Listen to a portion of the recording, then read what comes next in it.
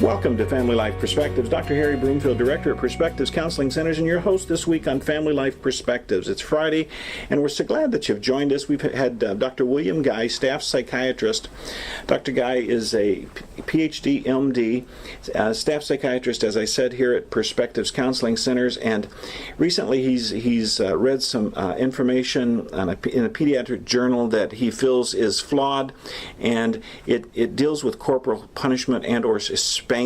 Dr. Guy, jump right in and take us down the road that Sure. and summarize this week too, or today what we've talked about this week. Yeah, we're talking about a study by Dr. Tracy Afifi, who took a look at data from about 34,000 people, respondents to a survey in the United States conducted between 2004 and 2005. And basically what she did was she looked at about 20,000 people that had never been spanked or nobody had any type of corporal punishment, compared to about 1,300 people that were hit, smacked, shoved, or pushed, or slapped. And she excluded about 13,000 people, including everybody that was spanked. And she found that in the group that was hit, shoved, and slapped, that group had a 5 to 7% increased risk of mental illness, substance abuse, and personality disorders. And then concluded that spanking causes mental illness. And then every news article came out and said the same thing, including news articles in other pediatric journals, so that we have all these pediatricians now believing that spanking leads to mental illness. Now, again, what was pivotal about this study is that she excluded the group that had any type of abuse, physical, sexual, or psychological. And so people are thinking, well, wait a minute. So you're saying that spanking causes mental illness even when there's no child abuse? Oh my gosh. That's what's scary about this. And again, why is it flawed? Because she excluded everybody that was actually spanked. Okay? If somebody takes the time to do an actual spanking, that suggests they're trying to do some discipline. Yes. If somebody is just smacked or shoved, to me, that's not suggestive. That's a frustrated reaction. Exactly. Yeah. That is not suggestive of somebody who intends on this, especially if they did spank, they would have been excluded. Right. So these are parents who really aren't thinking much about their disciplinary methods. They are hauling off and whacking. Right. And to call that the same as spanking, I find a little offensive, actually. Yes. Okay. Now, what we were mentioning today was, we started last time, was it can we use scientific method to prove that spanking is either good or bad? All right. Here's the problem with all studies that look at the effects of spanking. We're stuck with epidemiologic studies because it's unethical to do the kinds of studies we need to do to show the actual effects of spanking. Okay, here's the problem. Good point. Here's the problem. If I want to prove it, now I've been in medical research for a long time. My PhD was in experimental pathology. I did cancer research and so forth. Then I did some residency training in radiology and so forth, and did some research in that particular area. So I've got a pretty good amount of research background. In order to construct a study to look at the effect of spanking, here's what you really need to do. You need to do twin studies, identical twin studies. You get these identical twins born to the same parents, and you have to get all these parents to agree to the study. And in the study, here's what you do. Let's say you got Amos and Andy, okay? The Amos group, they get spanked. Okay, now they get other forms of discipline as well, but when they cross the line, they get spanked.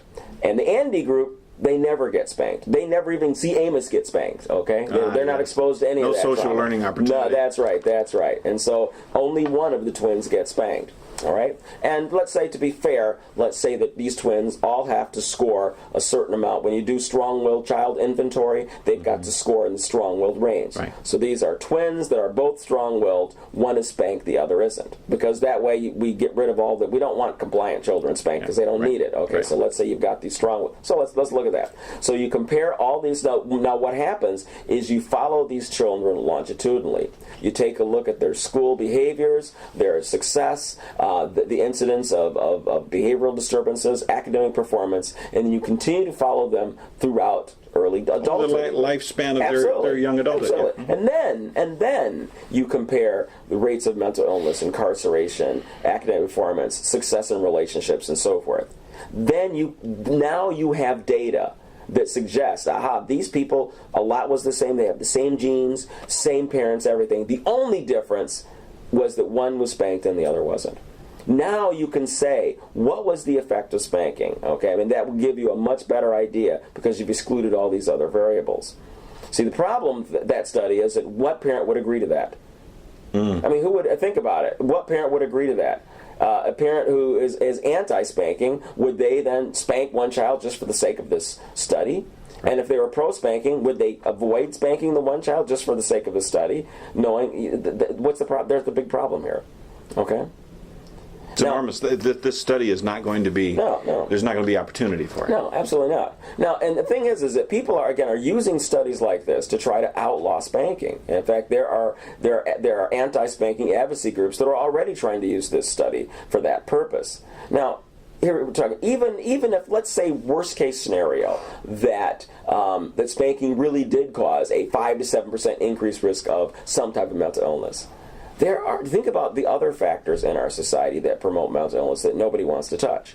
For example, we know from a number of studies recently that if the biological parents are not together, the risk of attention deficit disorder goes up 50%. Incredible. 50%. Not 5 to 7, but 50%. 50%. Okay? Now, we can extrapolate. So what's the difference between an intact biological couple and a not intact biological couple? One of the things they have in common is that when the parents are not together, that neither parent tends to administer corporal punishment. Not just corporal punishment, but the parents tend to be more permissive in their parenting style, okay, as opposed to authoritarian or authoritative. Right. Authoritarian parent basically is not terribly nurturing, but they lay down the law and have high expectations.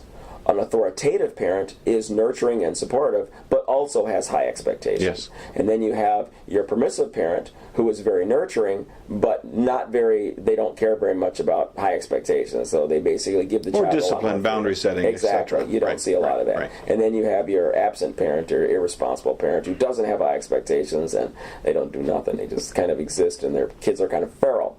Yeah. Well, the last two groups do very poorly later in life, academically and socially. Okay, they do. They fall through the cracks. Permissive parenting is a lousy parenting skill. And what happens is that if you do not have parents who have high standards, who reinforce those values, the anterior prefrontal cortex does not get its full complement. I mean, there's a window in time. You want your child to be able to do delayed gratification. And their ability to do delayed gratification is impaired.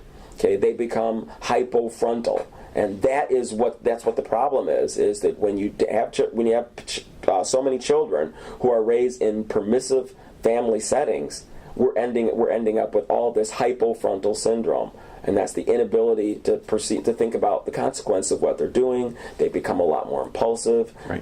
They're Can't self-soothe, can't calm, all of these things that give them management skills to deal in life. Precisely. Right. Precisely. They really believe that their emotions are guiding them. I mean, it's like if they're not given responsibility and not exposed to consequences, because that's what this is about. Right.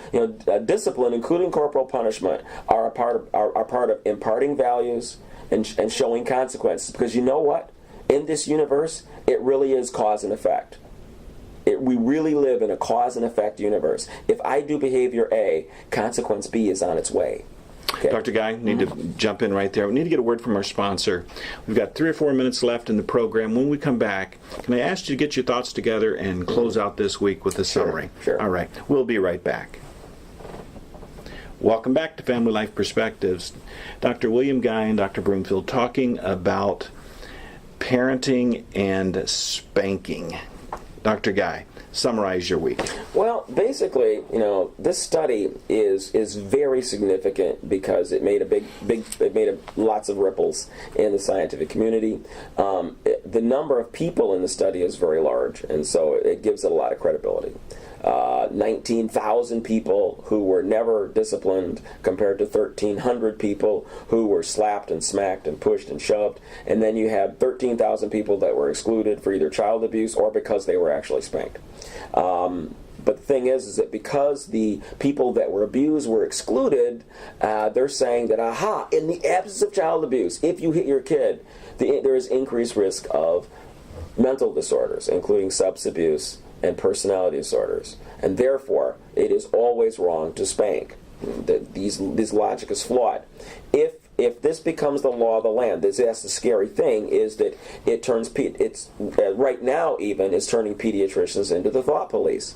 You got these poor young mothers who go to their doctors who just have those babies, and when the doctor asks, what form of discipline do you use? And if you say, well, I use timeouts and positive and negative and spanking, you say spanking, you've red flagged yourself, and you've got doctors thinking you're a child abuser because you're going to cause mental illness. And that's why it's important that the general public be aware that this study is being used to sway doctors to really come out very strongly against spanking. And it's a bad study. It's a very flawed study in every way.